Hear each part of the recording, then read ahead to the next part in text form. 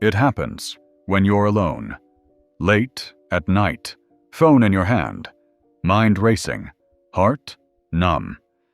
You tell yourself it's just lust, that you just need a release, that it's normal. Everyone does it. Just one more scroll, one more fantasy, one more body to imagine. But if you were honest with yourself, really honest, you'd feel it too. The emptiness, not just after, but during, even while you're chasing it. You think it's desire. But it ain't. It's hunger.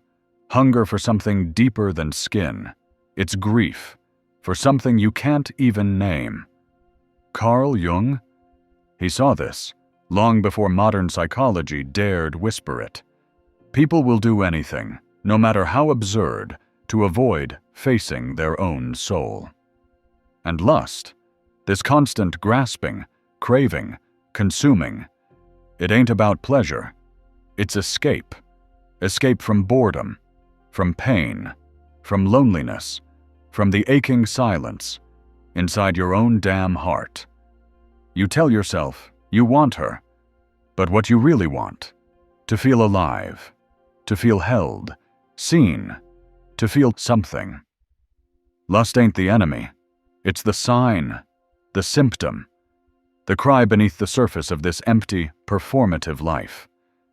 But instead of turning inward, you chase the body, the image, the hit of dopamine that fades as fast as it came.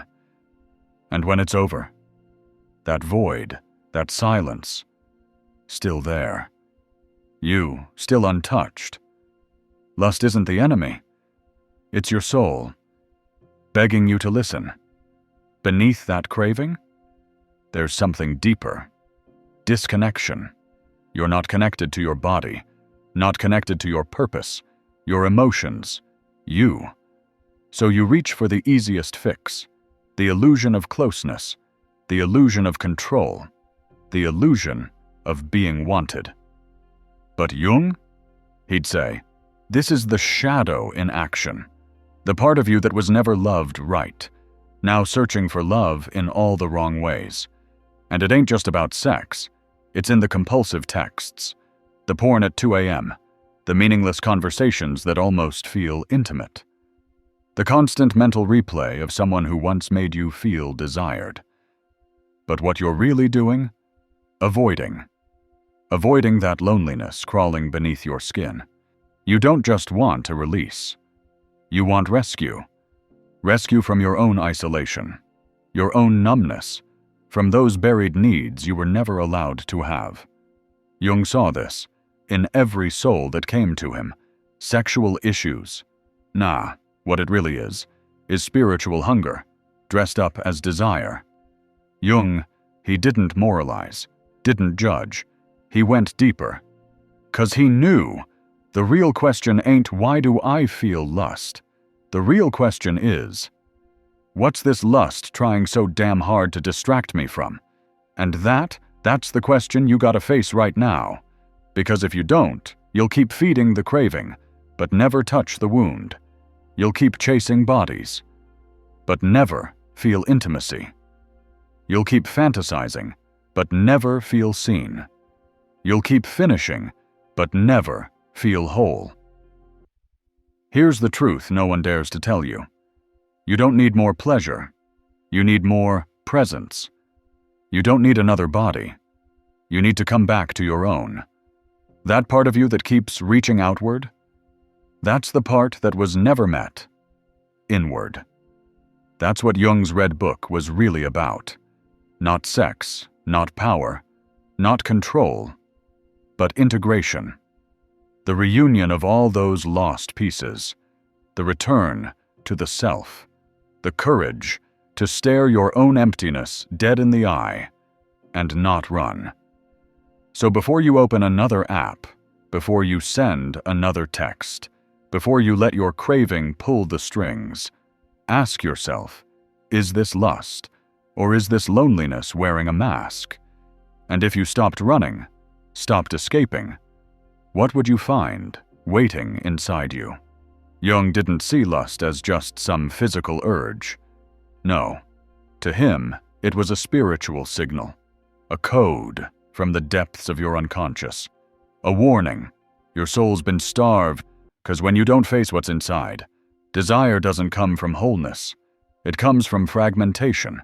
You don't lust because you're bad. You lust because you're divided. Jung wrote in the Red Book, "I must learn that the dregs of my thought, my dreams, are the speech of my soul." So when lust hits you, sudden, urgent, irrational, Jung would say, it's not about the person you're thinking of. It's about the part of you you've lost contact with. See, in Jungian psychology, the inner feminine in a man, that's the thema. And when the thema's unconscious, you don't know how to feel, how to surrender, how to love without clinging. So the soul, it reaches out the only way it knows how, through projection. You throw your lost tenderness, your vulnerability, your inner light onto her. Not because she is all that, because she reminds you of the part of yourself you can't touch anymore. So when you're lusting after her, her body, her presence, her softness, you ain't really craving sex. You're craving reunion with your lost soul. That's why it hurts so damn much. Because no matter how many times you chase it, you never reach it. You can't. 'Cause you're chasing yourself in somebody else's body. And the more disconnected you are from your thema, the more violent, the more desperate, the more hollow your lust becomes. You scroll endlessly. You fantasize about faces you barely even know. You replay those images that made you feel something, anything. And still, every time it ends, you feel even farther from yourself than before. Jung said it clear. This is how the shadow seduces you, not with evil, but with illusion. You don't see a person. You see your unmet needs, your suppressed pain, your forgotten warmth. And because you never brought these parts home inside, you try to grab them outside. But lust, when it's cut off from love, it always collapses. 'Cause no one, no body, can carry the weight of your unlived emotions. No moment of pleasure can patch up a soul you refuse to feel. So what happens next? You start needing more stimulation, more novelty, more intensity. Now your soul isn't just craving, it's starving. And you think the answer's in more content, more experiences, more people. But all you're doing, running faster, in a maze. That leads right back to emptiness. Jung believed, the way out? Stop asking who turns me on. Start asking, what part of me have I turned off? 'Cause when you reconnect with your emotions, your dreams, your longing, lust transforms. It becomes sacred, creative, a bridge, not a trap. Jung called this integration, bringing back those parts you exiled into the dark. And lust? That's just the fire of your soul, trying to wake you up. Not to shame you, not to scare you, but to show you how far you've wandered from yourself. You don't just want somebody to touch your body. You want someone to witness your being. You don't just want release. You want relief. Relief from the ache of being unseen, unfelt, unheld, even by you. And here's the hardest truth Jung offers. Until you face your soul, your desire will stay misdirected. You'll keep chasing shadows. You'll keep calling it love. You'll keep falling into arms that don't feel like home. Because the home you're searching for, it's the part of you you stopped visiting long ago. So the next time that wave of lust rises, pause. Don't repress it. Don't act on it. Blindly, you act, again and again. But stop. Just ask it. What are you trying to show me about myself? Because once you learn to feel that energy without drowning in it, you don't go cold. You go clear. And in that clarity, you can finally choose something deeper than the craving. You can choose connection, not escape, not performance, not fantasy, but presence. And from presence comes a kind of love that lust could never give you. You keep telling yourself it's harmless, a release, a phase, a need. But slowly, it reshapes you. Not all at once. No. In tiny, invisible fractures. You stop feeling your emotions all the way. You stop seeing people as whole. You start mistaking attention for love, stimulation for intimacy. And that is what Jung feared most. Because lust, when it's cut off from the soul, doesn't just warp how you see others. It shatters how you see yourself. At first, it's small. You stop making eye contact. You dodge real conversations. You hide in fantasies that feel safer than truth. You smile in public, but you're hollow inside. And then, it gets worse. You lose fire, not just sexually, in everything. You stop writing, stop building, stop creating. Because lust, when it's fed without thought, burns up the same fire that was meant to fuel your purpose. It becomes your shortcut to feeling alive. But the cost, your soul. Jung knew, every time you feed a craving without consciousness, you feed the complex behind it. A loop, trigger, reaction, relief, guilt, repeat. And the more you run that loop, the more you start believing, this is just who I am. But it's not who you are. It's who you became. After you stopped feeling at home in your own skin. You weren't born addicted to bodies. You were born craving connection. You wanted warmth, not friction, love, not lust, presence, not performance. But when life didn't give you that, you turned to fantasy. Because in fantasy, you control the story. You're wanted. You're powerful. You're never rejected. But here's the price. You stop showing up for real life.